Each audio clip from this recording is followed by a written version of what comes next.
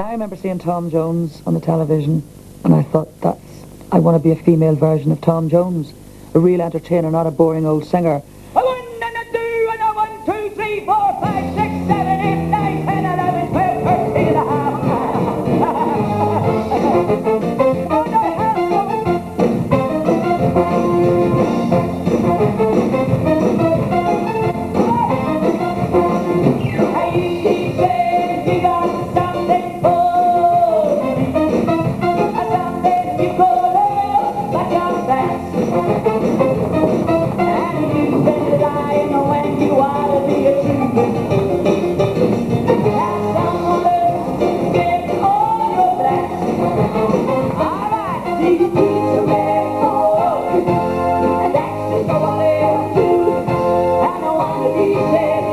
I call her devastating. I like the fact she's a masculine Frank Carson, to be quite honest. Absolutely diabolical. 21 more verses, come on! 1, 2, 3, 4! I went to America early part of this year, and when I came back, I was offered this summer season. I was actually offered a few, but I took Blackpool because I have a bit of a soft spot for Blackpool, because number one, I lived here years ago. I got my career started here. So in other words, I did my apprenticeship here, and I used to walk down past the piers and pray to God that one day that my name would be up there in lights. Here I am back and topping the bill of my own show, and I'm the only female singer-entertainer that's doing that in this country. I'm very proud of that.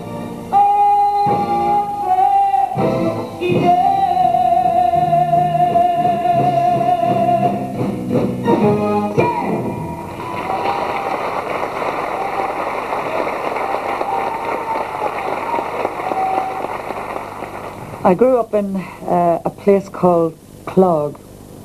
Now, it's awful hard to find that on the map. It's away out in the country, but basically my hometown is Newry, and Clog is about, I think about 4 mile outside Newry. I'm the oldest of 6 of a family, 5 girls and 1 boy, and I've got relatively young parents, Mummy and Daddy, Anne and Owen. I don't see that I had really any breaks growing up at all. In show business, but I certainly had the taste for it from just a wee girl, really, you know, from milking the cows, when I'd be singing to the cows and they'd wag their tails, and they wouldn't kick you, the cows wouldn't kick you if you sang to them and everything. I joined the Wolf Tone Band, and I wanted to be a majorette like Helen McParland, who was fronting it, and my father says, well, to join a band you've got to play an instrument, so he bought me an accordion, which I wanted to be a majorette. I didn't want the accordion, really. I thanked him several times since, because I self-taught myself since I got the accordion, and I still play it to this day.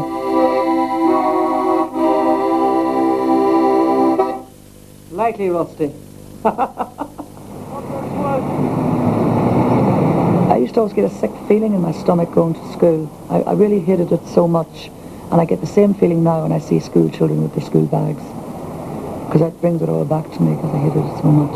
I basically went to so many schools because I was definitely at the back of the queue and God was giving out brains. Academically wasn't me at all. I had a lot of hard times with the teachers. I got, one particular time I got battered over the head or with a huge big thick stick by a nun, and then I got hit by a certain school teacher. I won't name any names, but because I wasn't bright at school. You know, that's the long and the short of it. I remember the teacher asking me how many days it was in February, and I didn't know. And I was born in February. But I think when I got to become a teenager, and I looked in the mirror, and I had like terrible acne. I just hated how I looked. I had very, very curly and frizzy hair, which I used to iron. I used to bring one of my pals with me, and I remember, I'll never forget the longest day. I'd be back towards the ironing board and my hair on the ironing board with brown paper. I think it was newspaper some of the times. And there my friend would be ironing away, and in walked the teacher, and I got battered. I mean, I really did. And so I had to think about that. I never liked how I looked. I always thought I looked. I wanted to be dead skinny, and I imagined all my friends were skinnier than me, but more than anything in the world, I wanted to have clear skin. So I was waiting, I was looking at the days till I could leave school. Then I did the rounds of talent competitions, north and south of the border, sang with my sisters, the Kane sisters, on a lot of, talent shows and stuff. But couldn't get them to rehearse. They had no interest in show business at all. It was just me. I was like starstruck. We got a television eventually, because we didn't have a television in our house for a long time. It was a real country life, the way I was brought up, you know. And you didn't miss it. You listened to the radio. You listened to plays on the radio. We used to love it. And I remember seeing Tom Jones on the television, and I thought he was the most exciting performer I'd ever seen. And I thought, I want to be a female version of Tom Jones, a real entertainer, not a boring old singer. I think the worst thing that could possibly happen to me, two things. One, that I would lose my voice, or two, that I would slip and fall in one of the dance routines and break my arm or break a leg or something. That's a fear I have. I have a fear of falling. And a fear of being booed. Well, I left home, and there were very dark times, really, because I lived in little cramped, tiny rooms, you know. Mommy and Daddy didn't know this at the time. I'd write home sort of saying everything was hunky-dory poos. Everything was grand. But I started doing the clubs and everything. And then I did Search for a Star.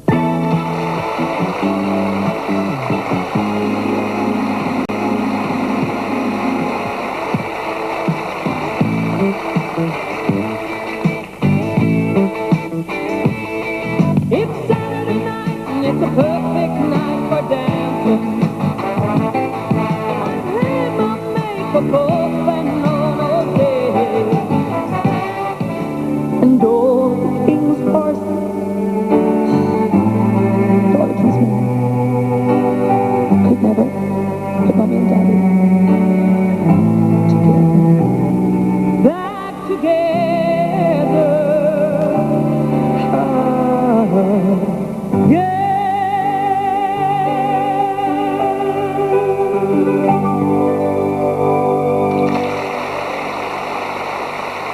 I sang 2 songs, and then I was interviewed by the compere, Steve Jones. Oh, what? After such a sensitive song, actually, I think everybody watching that will be surprised to find after singing such a sensitive number like that, you really have a very well-developed sense of humour, don't you? Oh, yes, yes. And everybody was doing straight-laced interviews, sort of saying that, yes, I'm hoping a record company will sign me up. And I sort of says, well, could you not just lead me into something and then I'll do a gag? And I was hoping that he would, because that was my chance to show that I had a sense of humour as well as a voice.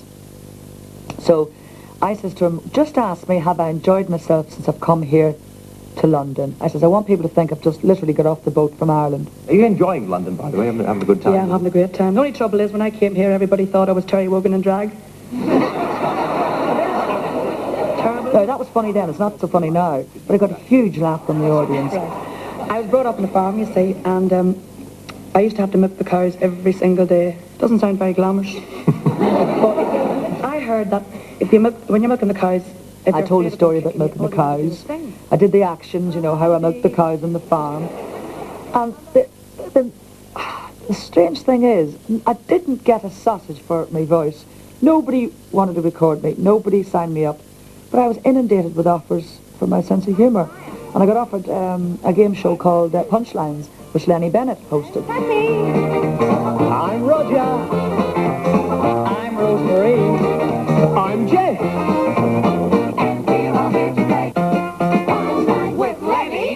Well, that really, Punchlines was really what made me a household name. Looking lovely. Let's have number 6. Looking lovely. Rosemary. Dr. Livingstone, I presume. Oh, Rosemary, I hate you. Basically, I started getting recognised then on the street, and then started moving out of the clubs and into theatres. And the very first theatre I did was with Cannon and Ball. Oh, sure. She's worked on our show and years ago. That's where, because I remember standing in the wings once and she said, here's a song. This song's from my mama. My beautiful little mama who's at home. this song is from my mama. 1, 2, 3, 4! And all the band had a heart attack. I always remember for that. She's great. I love her for that. I got on with her before she met my family, so when she met my family, we all took her in and she became a friend. But she stayed at the night, she got up in the morning, and my daughter Joanne was about 8, and she said, oh, I'll just go for a walk with her. She came back 4 or 5 hours later, and I said, where have you been? And they were like, it was my daughter, and this beautiful Rosemary with her beautiful red hair and everything, and she became a child herself, and she really enjoyed my daughter's company, and she really enjoyed going for these long walks with her, and you know, she's never forgot it. I saw her last week, and Joanne's of course grown up now and got a baby of her own, and she saw Joanne and said, I can't believe it, she said, and that's how she became close friends with her. I've been on top of the bill now for 27 years. I'll never ever go down again because I have 2 great quotes, which is, it's a cracker, it's the way I tell them. And of course, Rosemary, when I die, I'm going to give her one of those quotes in my will. And it'll be, it's a cracker, because she is a masculine Frank Carson, no doubt about that. Frank gave me advice years ago, funny enough, when I'd done pantomime with him, which was at the Grand Opera House in Belfast. And he taught me, I had a bit of a habit of looking down into the audience because I did so many cabaret clubs, and at that stage I wasn't very used to doing theatres with balconies. And of course the Grand Opera House in Belfast is like, got all these wonderful balconies. It's still the most beautiful theatre I've ever worked, next to the Palladium of course. But and so he says, Rose, you must look up all the time. People want to see. You've got to look up. Yes, indeed. I said, remember that you're not just playing to one person when you play. You can make one person feel very important when you're doing a show. During the whole show, say if your act lasts an hour, you can actually singularize each person in that audience by pretending that they are the only thing that matters to you. Lots of things like that there, and he took me on interviews with him, and just as generally he's very, very kind, and still is to this very day. He rings me up and he sort of says, I put your name forward for a TV show I think you'd be good for. And there's not many people in our business do that. In fact, nobody does. Nobody gives you a helping hand at all, or help up the ladder. Our peers are the last people to do that, you know. So I was over and doing the pantomime with Frank, and Frank introduced me to a lovely man called Barney Eastwood. And he says to me, I keep seeing you in the newspapers, he says, and I keep seeing you on the television, he says, but how come, he says, with your voice, that you haven't had any record success? And I says, no one signed me up. I says, I can't get a record deal. I says, but I've got a song, I says, that I would love to record. I says, but I can't afford it. I don't have the money to go into a studio to do it. And it's a song called When I Leave the World Behind. Very old song written by Irving Berlin. Cut a long story short,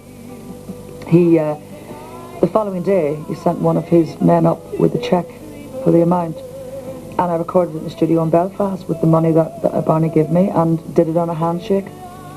And I says, Barney, when I get my first royalty cheque, and even if I don't get any success with the record, I says, you'll be paid back with interest. When I leave the world behind.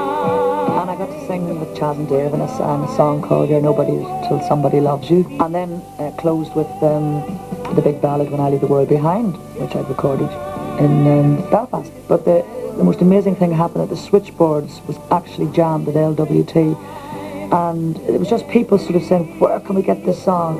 And to the old I leave a memory. So, cut a very long story short, several record companies heard the buzz and approached me, and I chose the record company that I wanted to, the best deal really.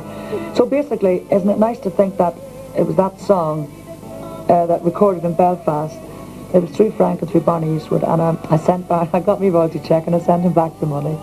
And all the albums that followed, like So Lucky, was in the charts. They've all gone gold and platinum. Sentimentally Yours, Teardrops and Romance, to name only a few, you know. So he played a big part in my recording career.